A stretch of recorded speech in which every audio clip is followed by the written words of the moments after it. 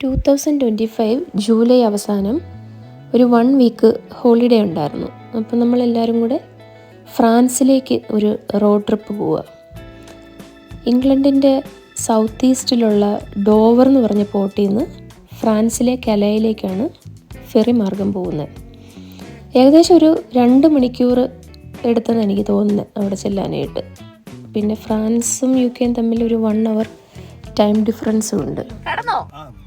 ഫ്രാൻസിന്റെ ബോർഡർ അല്ലേ?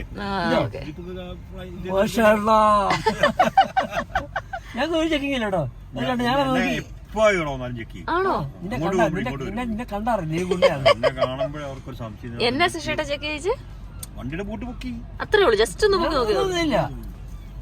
എവിടെ നിങ്ങളുടെ വണ്ടി? നീ ജനിച്ചതേ കളറായതാ. ജൂലൈ 22 വെളുപ്പിന് നമ്മുടെ യാത്ര സ്റ്റാർട്ട് ചെയ്തു. അന്ന് രാത്രി ഉറങ്ങിയിട്ടില്ലെന്ന് തന്നെ പറയാം. രാത്രി തന്നെ ലണ്ടനിലുള്ള സുഷേട്ടൻ്റെ ഒക്കെ വീട്ടിലെത്തിയിട്ട് അവിടെ നിന്നാണ് ഡോവറിലേക്ക് പോയത്.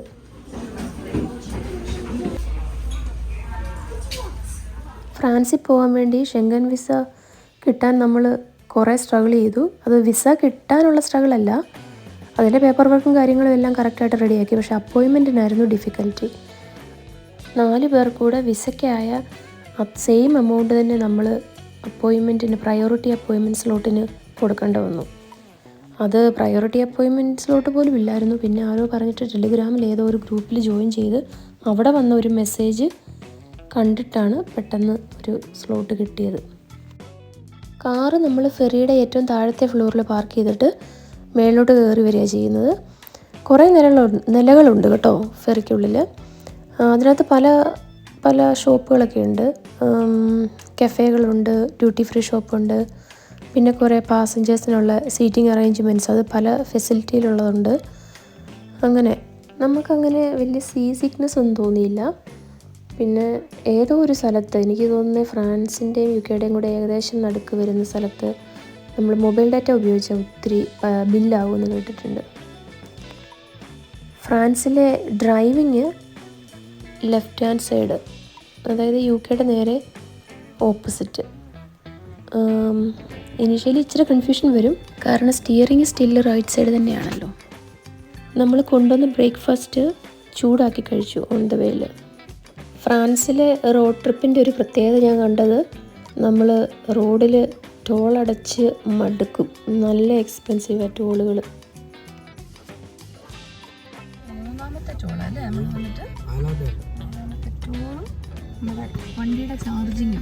കെലായി വന്ന് ഇറങ്ങിയിട്ട് നമ്മുടെ അക്കോമഡേഷനിലേക്ക് ഏകദേശം ഒരു 7 മണിക്കൂറോളം ഡ്രൈവ് ഉണ്ടായിരുന്നു. അവിടെയാണോ നമ്മള്? ഇനി നമ്മളെങ്ങോട്ടാ പോകുന്നേ? താഴെയാ?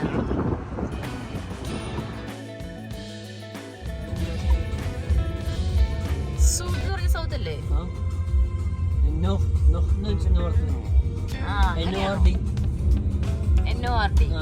അവിടെ ഈ വെസ്റ്റ് ഈസ്റ്റ് എന്നുള്ള പ്രൊണൗൺസിയേഷൻ അത് തന്നെയാണ്. സ്പെല്ലിംഗ് വേറെ ആണെന്നുള്ളൂ.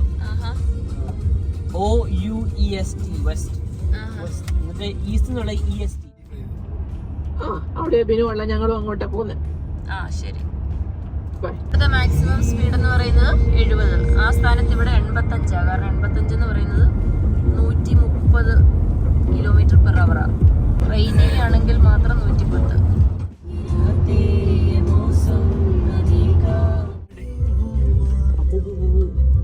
വെള്ളം വീട് കണ്ടോ? മൊത്തം വെള്ളം പൂശി.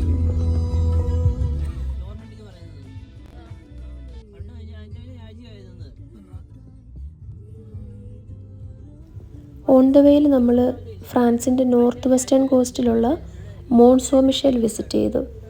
അത് ഫ്രാൻസിൻ്റെ മോസ്റ്റ് പോപ്പുലർ ടൂറിസ്റ്റ് സ്പോട്ട് എന്ന് പറയാം, പാരീസ് കഴിഞ്ഞാൽ.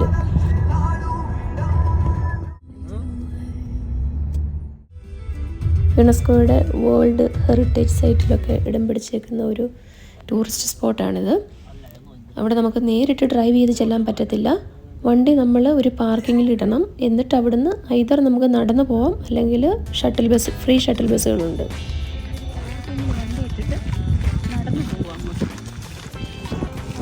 ബസ് കിട്ടുമെന്ന് പറയുന്നു.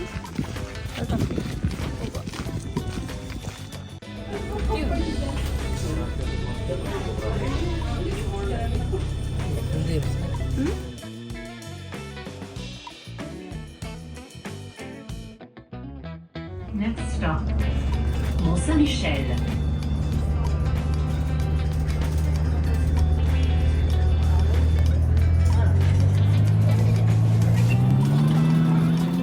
Please check that you have all your belongings.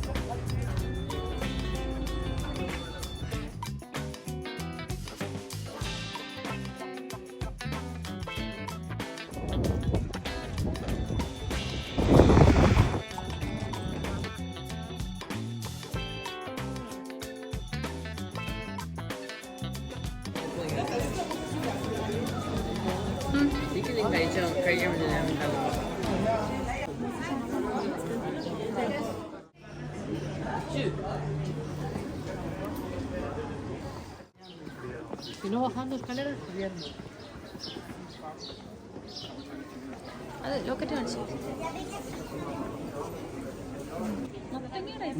Mellow അങ്ങനെ പറഞ്ഞത്.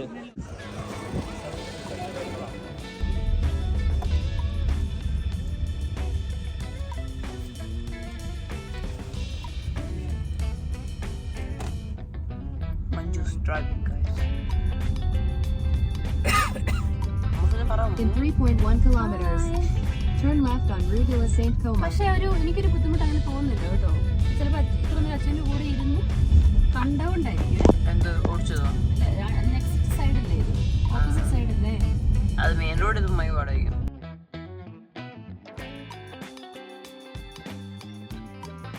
ശരിക്കും നല്ല ലെങ്തി ആയിട്ടുള്ളൊരു യാത്രയായിരുന്നു.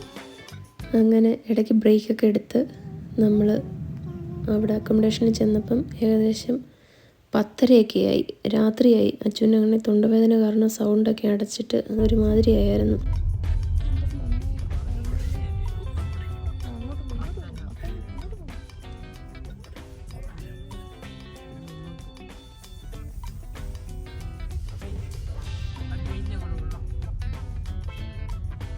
You've arrived. Destination is on your right.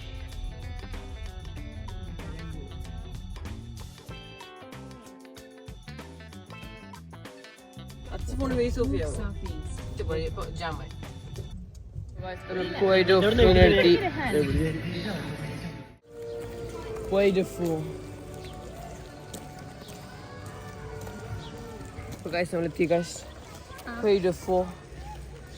ഇവിടെ ബാറ്റിൽ അങ്ങനെ സാധനങ്ങളുള്ള guys.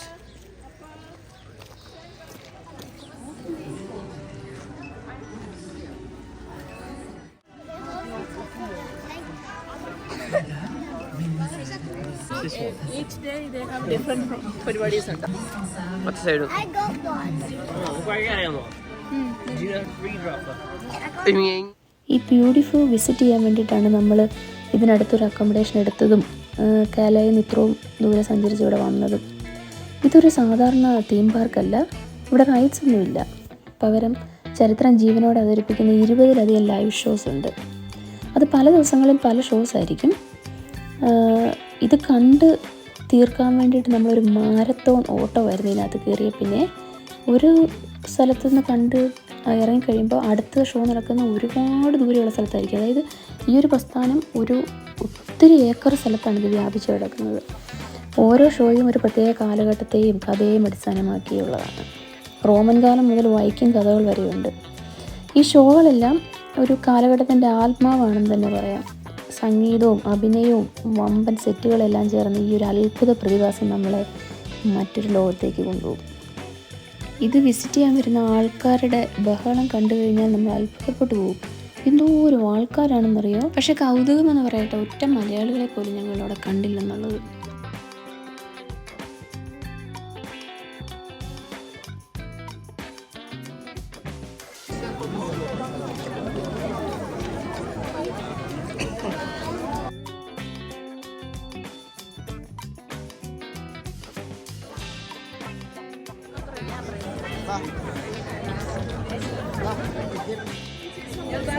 Do you know that?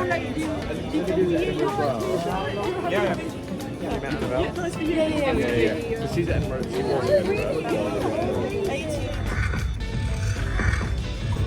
Oh là là! Nous, on se méfie des bourguignons! Ils sont avec les Anglais! Oui, mais pas les...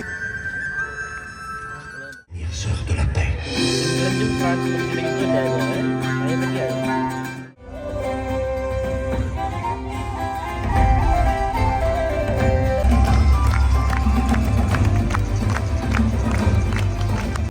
confiez vos escaladeurs de murailles du Puy du Fou.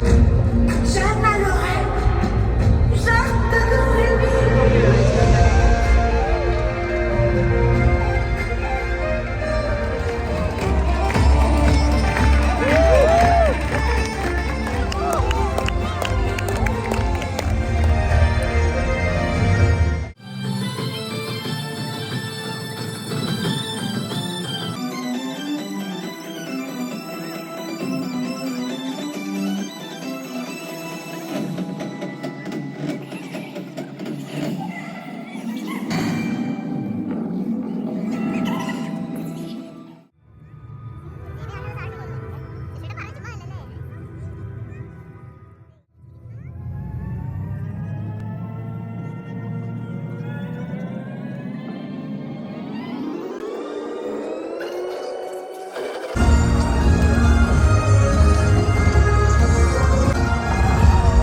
ഇവിടെ ചൂട് വരുന്നല്ലേ?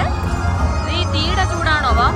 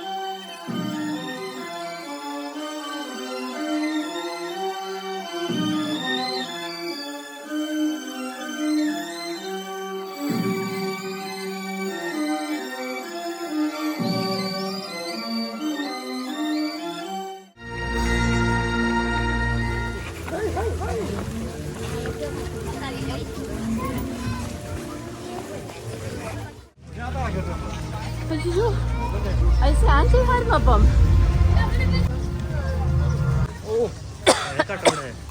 ചേച്ചി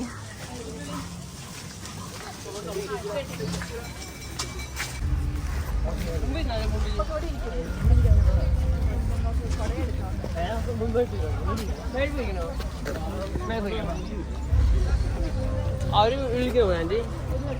വിളിച്ചാൽ മതി, ഇങ്ങോട്ട് വരാൻ പറ.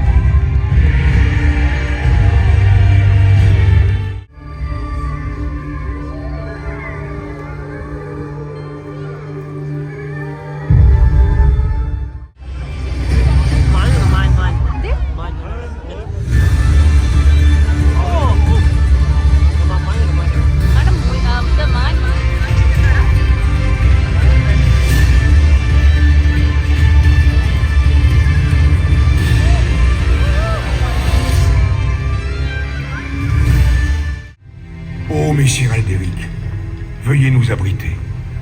Et veuillez protéger le précieux reliquaire. Protéger notre fuite. Depuis Noirmoutier, nous portons avec nous le très saint Philibert.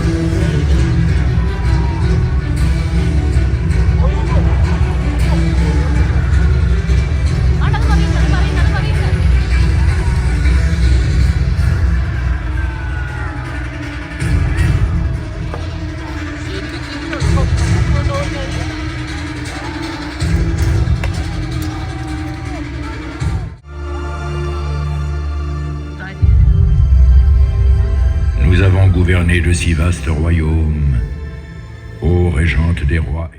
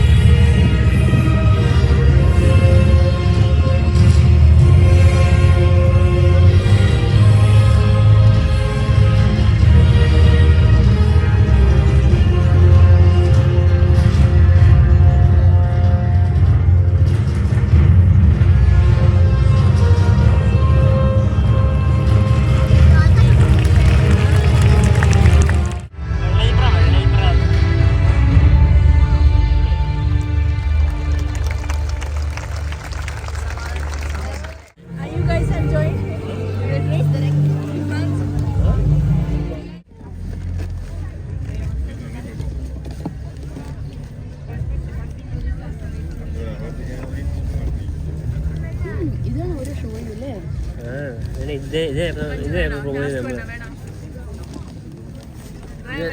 എന്ത് നിനക്ക് വേണോടാ?